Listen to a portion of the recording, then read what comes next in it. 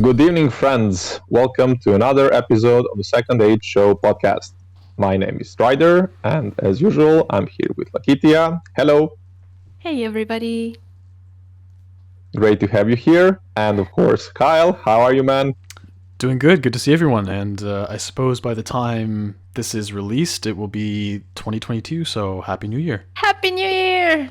Happy New Year. Yes, exactly. Best of wishes to everybody out there.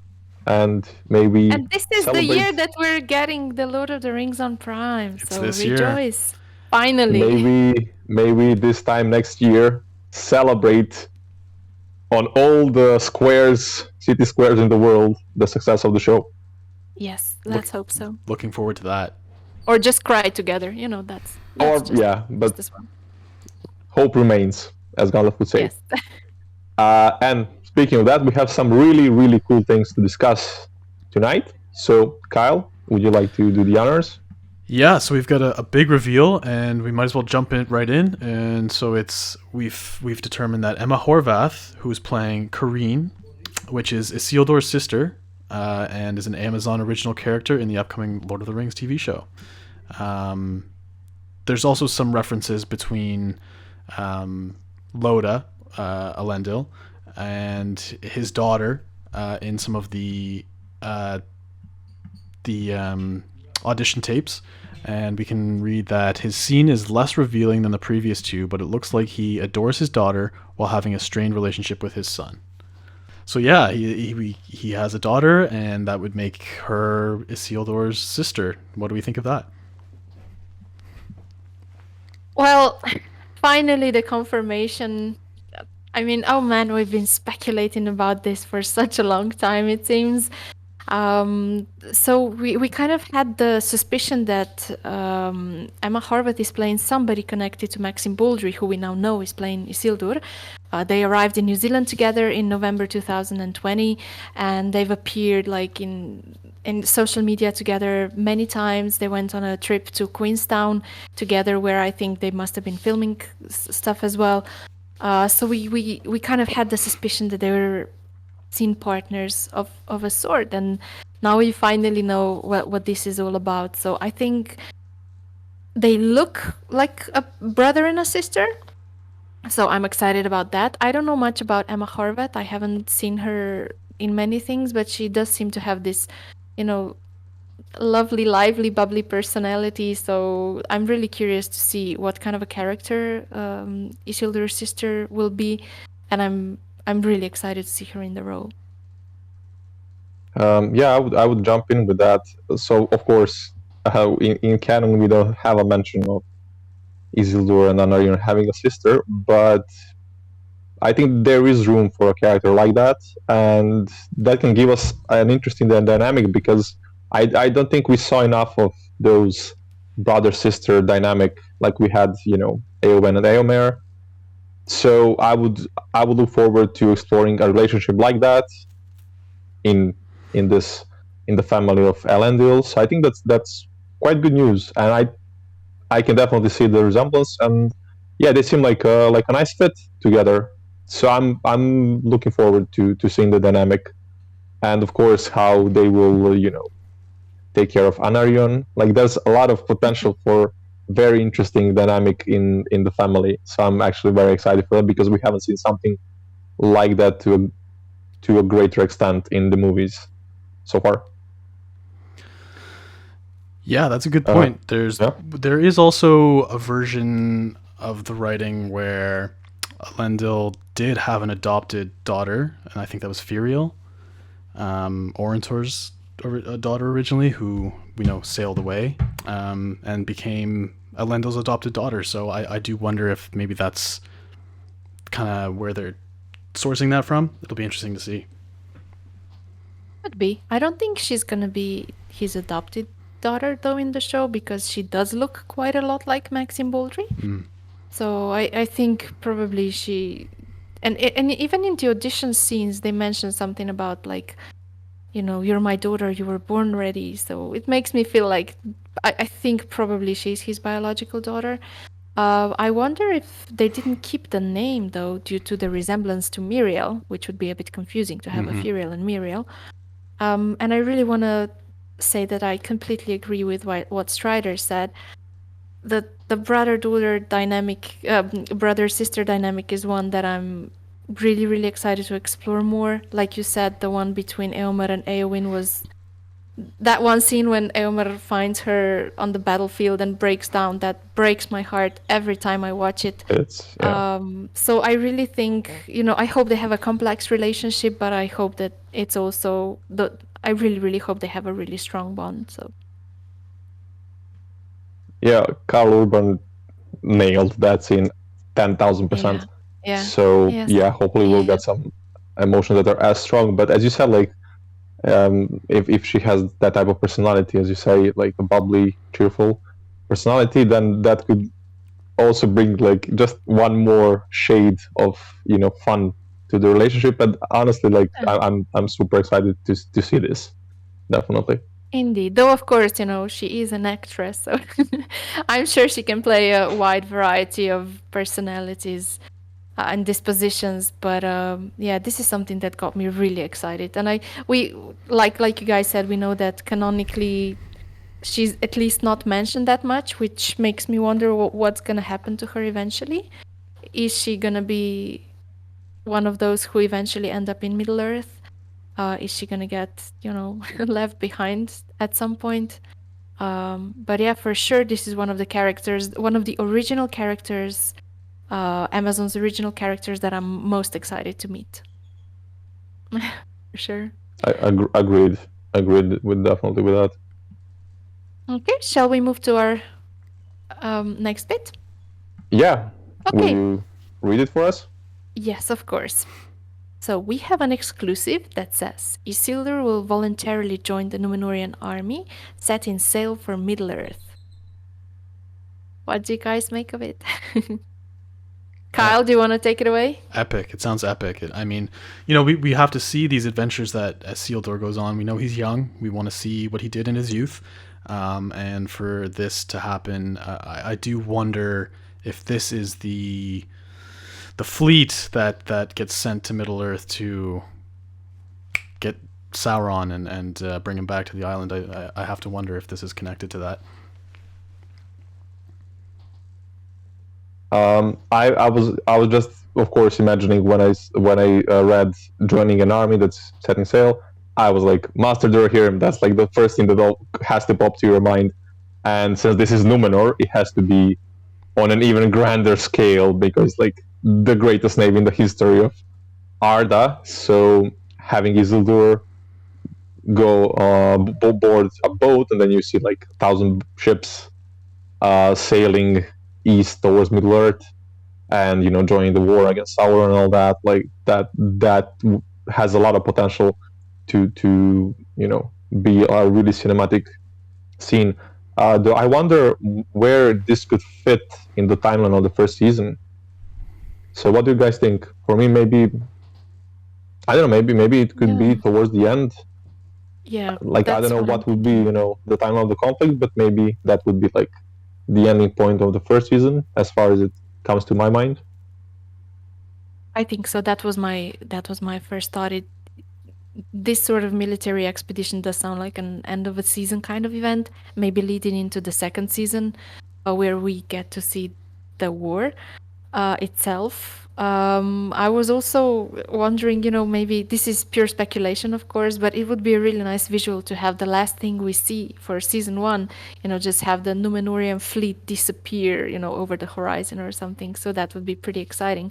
So my thought was actually initially, is this maybe the Númenóreans offering the military aid that Galadriel and Arik came to ask them for, perhaps?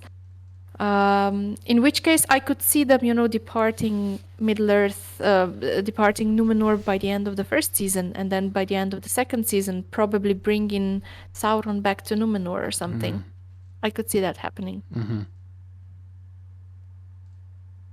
Yeah, to me that sounds like a reasonable timeline. Definitely, I can definitely see one season of fighting against Sauron, and it would also, I think, it would also be interesting to see Isildur's motivation for joining the fleet, because if it is the fleet that Farazon is taking to Middle Earth, then at that point there will probably already be a lot of political struggles, and they would probably be on the opposite sides. So it would be interesting to see, like, would it be probably his sense of duty? Like, even though I maybe not don't disagree with this, I still want to go because it is Númenor and I'm a Númenórean. So there's a lot of potential there. Okay, so directly tied into the previous one is the next exclusive, which says Isildur has 3 friends, Nolian, Valandil, and Ontamo, being played by, in no particular order, Anthony Crumb, Alex Tarrant, and 1 other. All 3 of Isildur's friends volunteer to join the army with him, and this scene is known as the I will serve scene.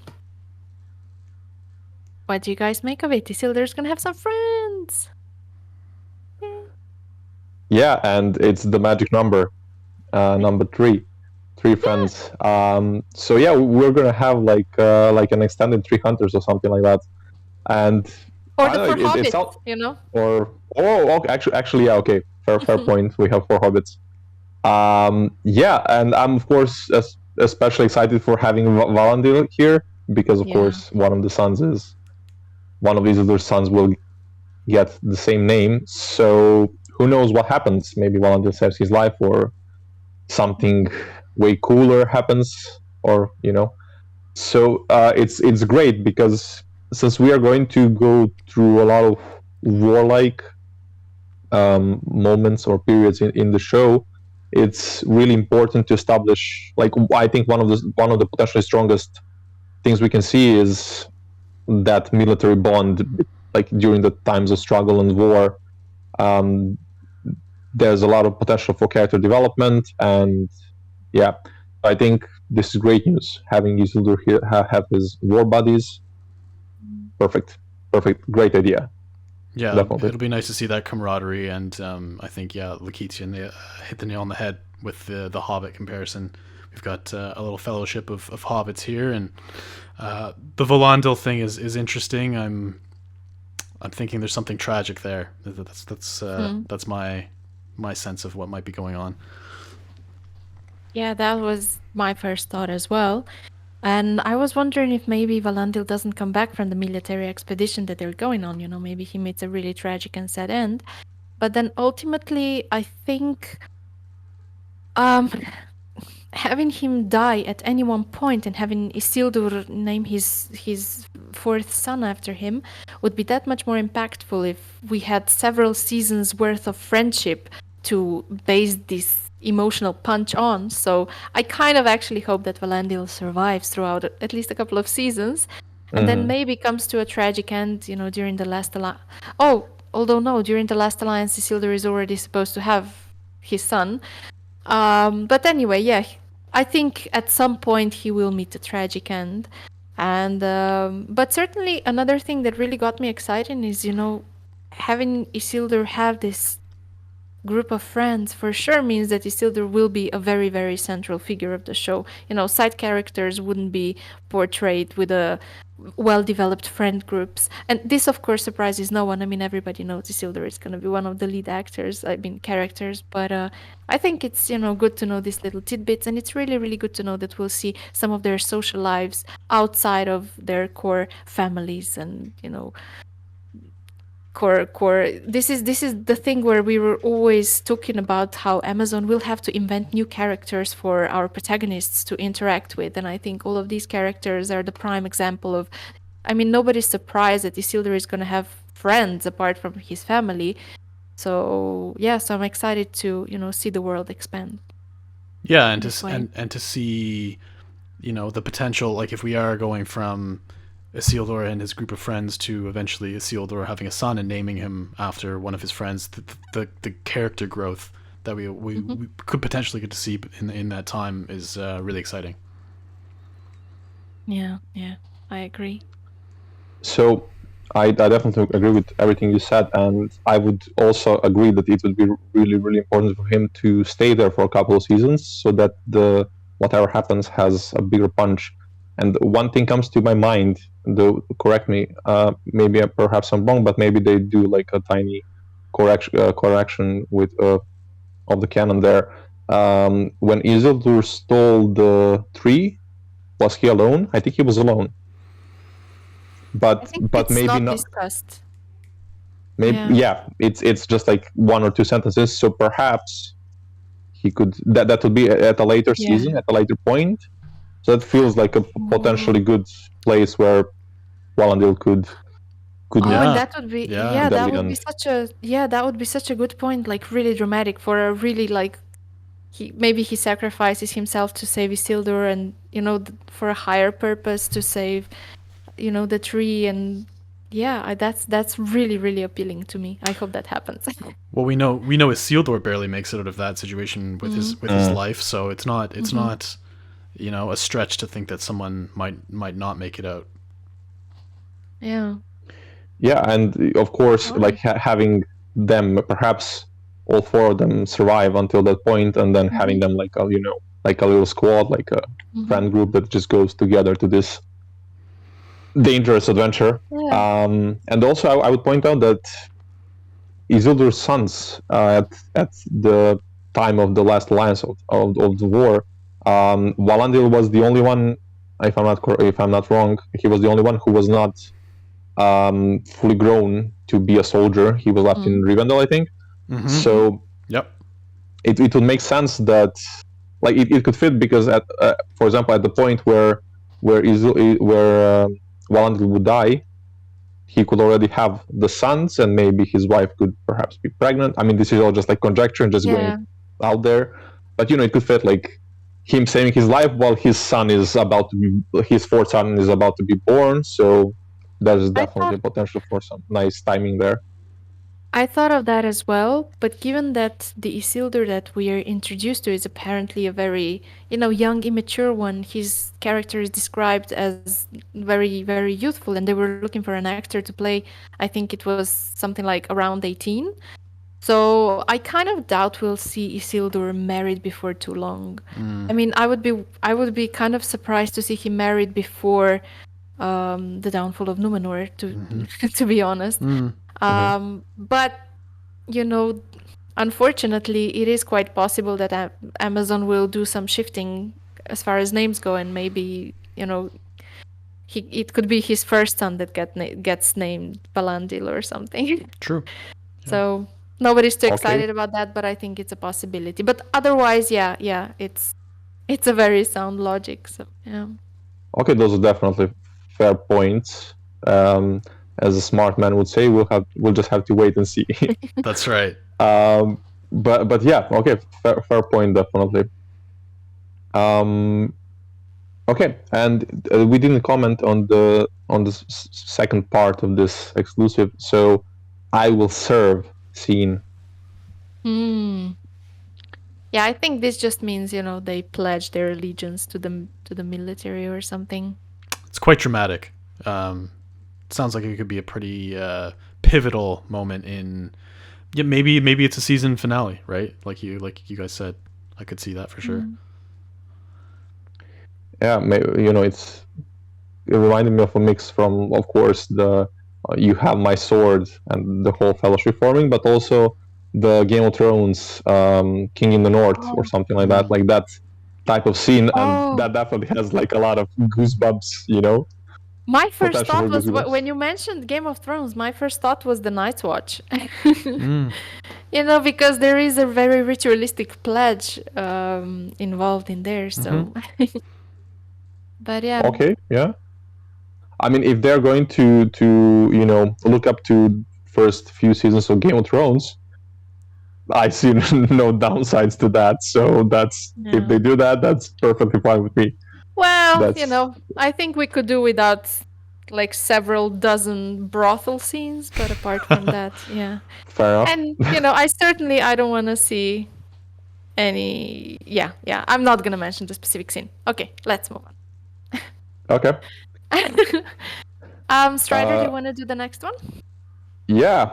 Okay. So the next exclusive we have is that Isildur's sister Karine doesn't want Isildur joining the army. This is said to be one emotional scene where she chases Isildur through the Númenórean crowd, yelling Isildur. And according to the sources, the way Karine says Isildur closely resembles how Elrond yells Isildur in the Fellowship of the Ring prologue. So it's not clear whether this is like an intentional similarity or just a coincidence, but sounds promising. So I love it. Yeah. Yeah, I mean the drama. Come on. I first of all, I love the sound of it. Like we've talked before, sibling relationships are one of my very favorite things, and I really can't wait to see their dynamic. And based on this scene, which is admittedly a very, very short scene, but my first hunch was maybe, they're pretty close, and I really like that. I really like the sound of that. So I'm guessing Isildur maybe volunteers to go to war on a whim, and then his sister is devastated, potentially leading to some long-term strife between them. I don't know. Sounds exciting. I know I'm extrapolating a lot here, but I really think it sounds exciting, and I'm sure this is going to be a very majestic scene, with the whole crowd and everything, and then her shouting and her being devastated. So I really like the sound of that. Yeah, I think if we How did, does this sound? Oh, I mean, I'm ecstatic. I think if we didn't know otherwise, this could have been Isildur's early partner or significant other, right? That's certainly has that same kind of dynamic. But yeah, it's interesting to see the some, like, I know we've been talking a lot about how we're seeing some mirroring happening between the show and some parts of the books and the movies, and that's, to me, that's a very Tolkienian thing to have kind of events repeat. And yeah, I wouldn't be surprised if this was a very deliberate nod. It'll be very clever if this is a very deliberate nod to that particular scene. Yeah. I really hope she does her best to channel her inner Hugo Weaving. Yeah, absolutely. Hugo Weaving, yeah. And especially if this goes full circle at the end of the show. And Yeah. we get perhaps the same scene from the Elrond character. Yeah. So, why not? Yeah. But also I would like to point out one thing in this whole scene, like with the army and all that. So we'll also read the next exclusive soon. Just imagine the music that we could get with this. Like, I just have this, like sweeping wide shot of the army gathering, people running to the positions, and you just get that sound, the powerful sound when the Rohan is mustering to go to Gondor. It's just like adrenaline. Listen. We've got 8 months before we can see this thing. You better calm down. You're getting me way too excited. Yeah, I need to calm down. Yeah. But it's just like, I love Rohan music from the movies. It's just the best thing ever. So I just get pumped very easily. Yeah, I'm excited. That's exciting. Yeah, fair point. Okay, so Kyle, would you like to wrap up with the final exclusive? Sure. Yeah, so we've got one little bit left. It's a description of a scene. The scene in the streets is a big parade. The cavalry army marches through the town led by city guards. People are singing and shouting, throwing flowers at the soldiers. Isildur is dressed in the cavalry armor. So this is obviously connected to the last part we spoke about, which is interesting. Apparently it's a separate scene, though. Apparently this is the separate scene to the Isildur yelling scene. Right, that's right. But of course it must be, it does have something to do with the previous one as well. Yeah, it has to be connected. Yeah. It has to be connected in some way, of course. But my first thought when reading this was, the scene in The Return of the King before Faramir is riding off on a suicide mission to Osgiliath. It's so many similarities. Like, it's similarly grand, like the whole city watching, people bringing flowers. But from this description alone, it does seem like there's a stark contrast. In Return of the King, the scene was very somber, very mournful in a way. And this scene just sounds jubilant. I mean, people singing and shouting and everything. So I think this is a nice little parallel again. But yeah, it certainly sounds very, very epic. I wonder if we'll be getting some big speeches, perhaps from some military leaders at this point, maybe the Queen. I wonder who else is involved in this scene as well, because of course it's probably not just Isildur. And there's another thing that really makes me curious with all this talk of him volunteering and everything. I wonder if, if his father is going to war as well. Or is this... Because I think that would make Isildur's sister's devastation all that bigger. Both her brother and her father are going off to war. So, yeah. Well, I think you're right. If Elendil also goes to war, then like what her character would be going through would be definitely awful, awful.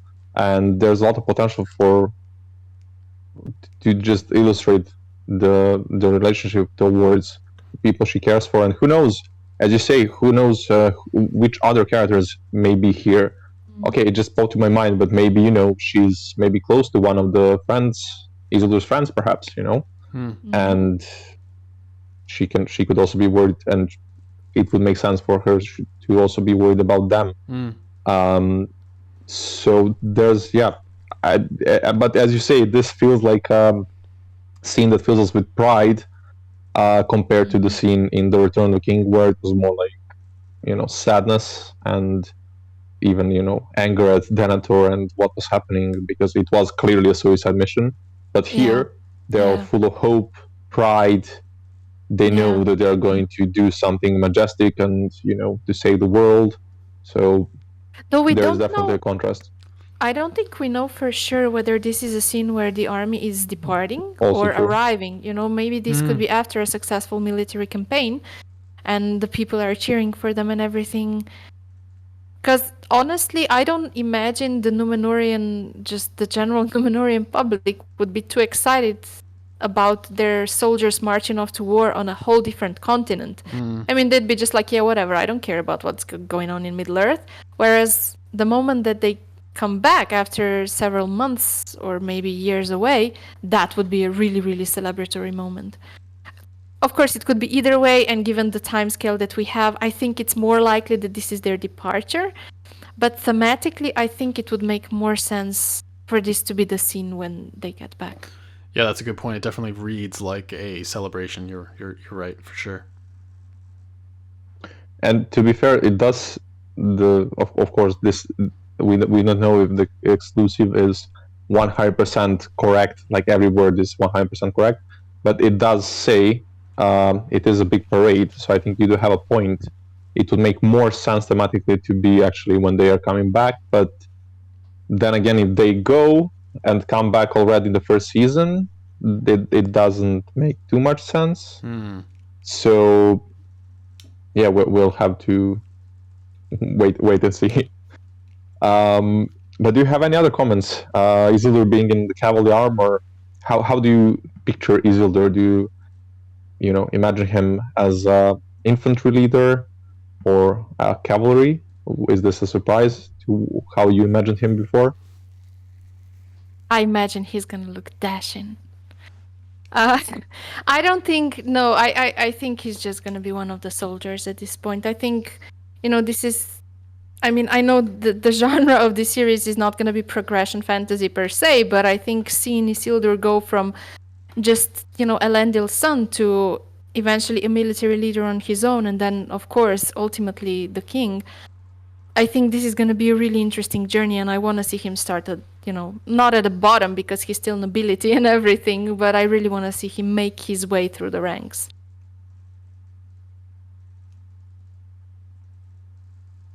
Anyone?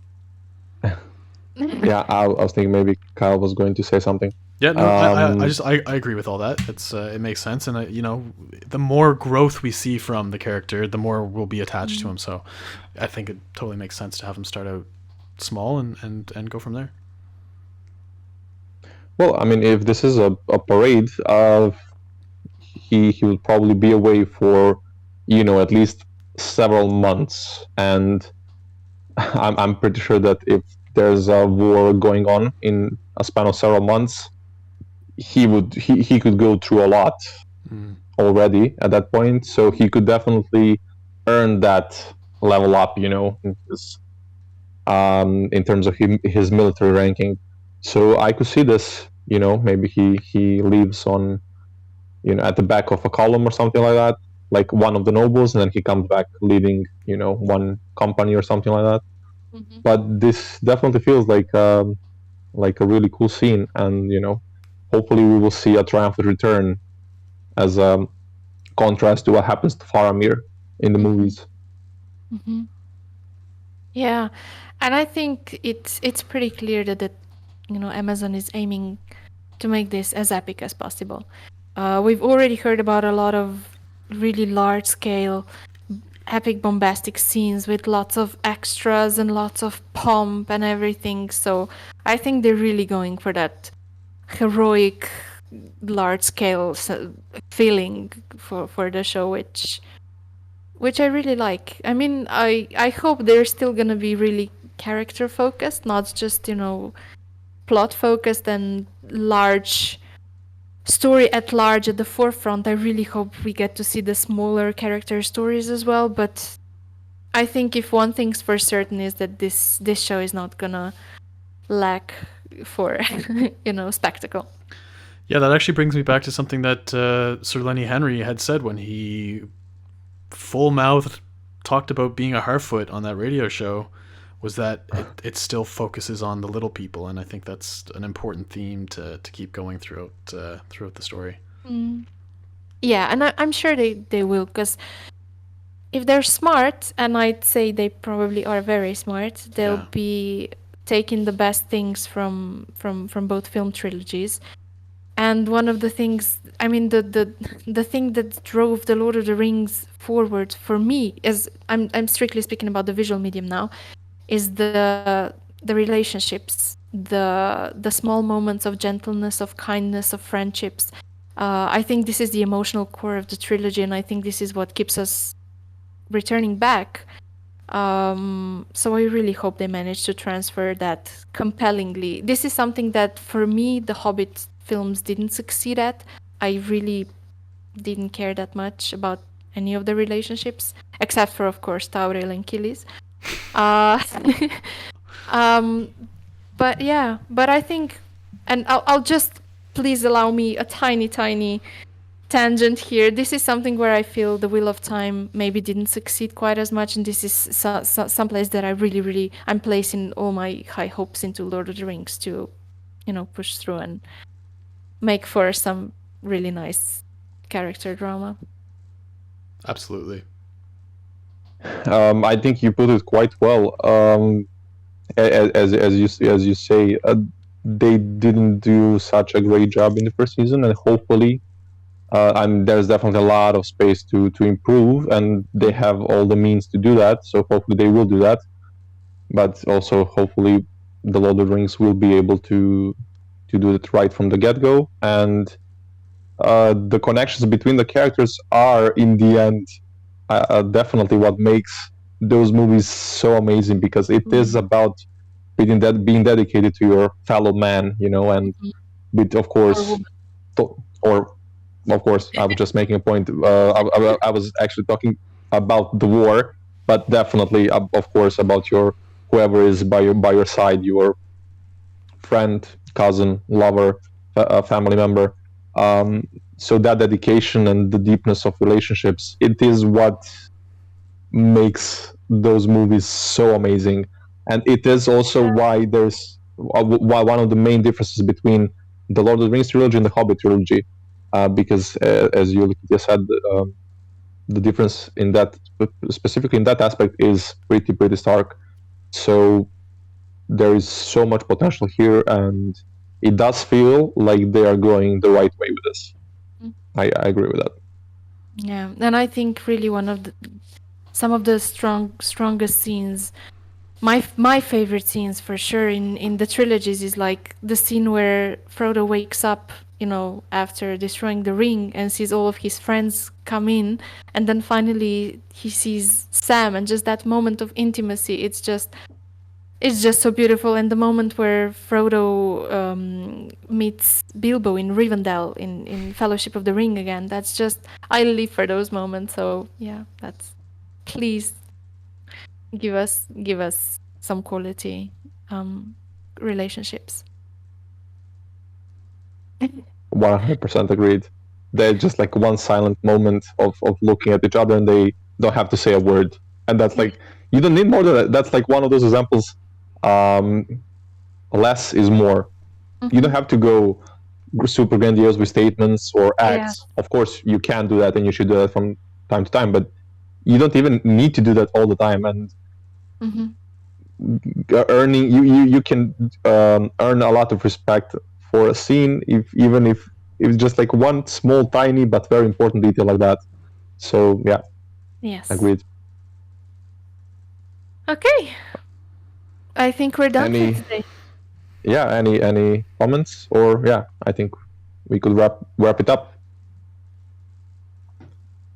So this was the first episode in 2022. So as someone who recently joined, it's amazing to start the year with this, talking with you two guys here, like, or a guy and a girl. It's a huge pleasure to open the year with a conversation about the Lord of the Rings TV show. So, may this be a start to a wonderful, wonderful year. Yeah, I was just gonna say maybe we should do this every week or something like that.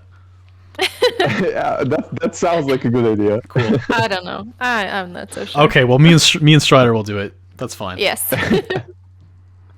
Yeah, you can jump in every 2 weeks. It's okay. Perfect. Thank you. You're so kind. Okay. So yeah. Here's hoping that this year brings a lot of fun stuff in the fandom. Here's hoping that Amazon is gonna be super generous with us from the get-go and just shower us with little nuggets of the upcoming show. So yeah, just a few short months to go. Yeah, to any potential Amazon people watching this, Tolkien's birthday is in January. It's tomorrow. So it's tomorrow, just the 3rd of January. Yeah. Tomorrow. Yeah. So just putting that out there, Yeah. Okay. So guys, see you soon, and friends, goodbye until next week. Bye. See you.